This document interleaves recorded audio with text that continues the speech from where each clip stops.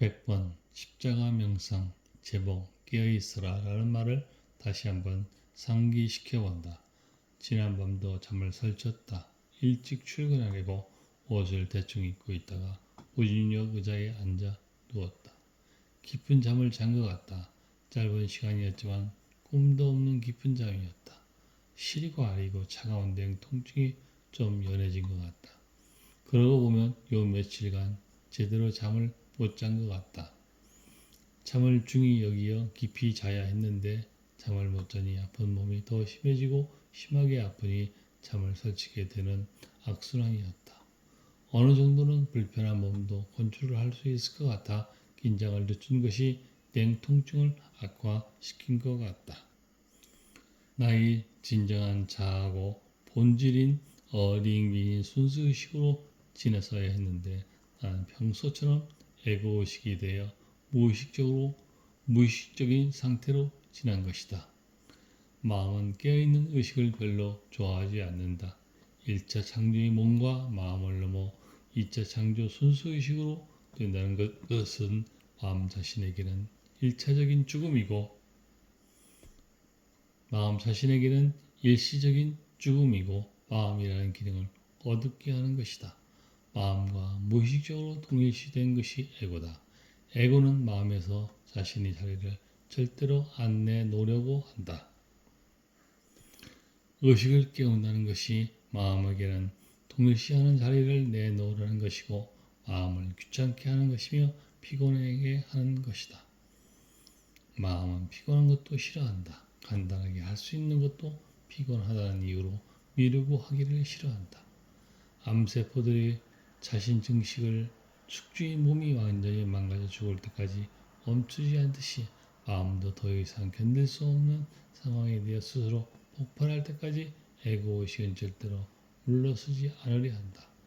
요 며칠 사이에 내가 에고의식으로 지내고 있다는 것을 크게 문제 삼지 않고 그냥 편한 대로 지냈는데 순수의식은 잠자고 있었고 마음은 내가 느끼고 있는 냉통증과 동일시되어 그게 바로 내 자아가 되고 있었던 것이다.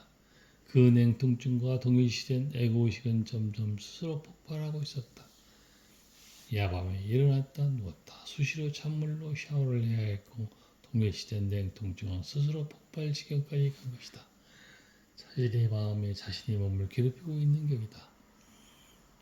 마음이 에고로 인하여 폭발하고 있는 중에 몸은 더 피곤하여 출근 전 잠시 누웠다. 이것이 에고의식을 잠재운 것 같다. 자폭하고 있는 마음을 넘어 본능적으로 나는 나의 본질에 접근하고 있었다. 바로 어림빙이라는 것이다. 잠자는 동안 마음과 동일시된 에고의식이 사라지면서 저절로 순수의식인 어링빙이 내 자신으로 드러나게 된 것이다. 쪽잠이라도 잠을 자고 나니 지금은 어느 정도 냉통증도 참을 만하다. 이제는 의도적으로 좀 더 의식이 깬 상태로 지내야겠다.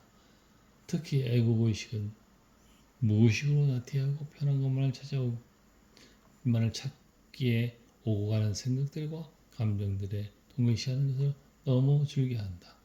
깨어 있으라는 말을 다시 한번 상기시켜본다. 습관적으로 무의식적으로 살아가고 있는 에고를 벗어나 나의 본질인 순수의식과 나란히 하는 삶으로 지내야 할 것이다. 그래야 몸도 마음도 고유의 기능과 도구로 잘 활용될 것이다. 그리고 나의 본질이고 진정한 자아로 있는 그대로의 삶을 살아낼 것이다. 저항하지 않고 투명 인간이 되어 지낼 수 있는 그냥 지금 있는 그대로의 살아있음으로 살아가는 것은 나의 진정한 본질인 리잉빙으로 되어 사는 것일 것이다. 1차 창조 몸과 마음 너머에 2차 창조 리잉빙은 이미 나를 기다리고 있었다. 언제든지 다가오는 것을 기다리고 있듯이 마음을 어둡게 하면 바로 나타난다. 그동안 보고도 알아보지 못해 감각하고 몸이 나이고 마음이 진정한 나인 줄 알고 살아온 것이다. 이렇게 살아오면서 몸과 마음도 피해자가 되었다. 더 이상 내 몸과 마음에 부담이나 상처를 주는 것을 중단해야 할 것이다. 방법은 무의식적으로 살아가는 것을 깨워 의식적으로 살아가는 것이다. 현존으로 이 리잉비를 이미 맛보았기 이전에 쉽게 순수의식과 나란히 하는 삶이 될 것이다. 존재의 기쁨과 흔들리지 않는 평화가 고요와 함께 공간 속에서 지내게 될 것이다. 2024년 5월 28일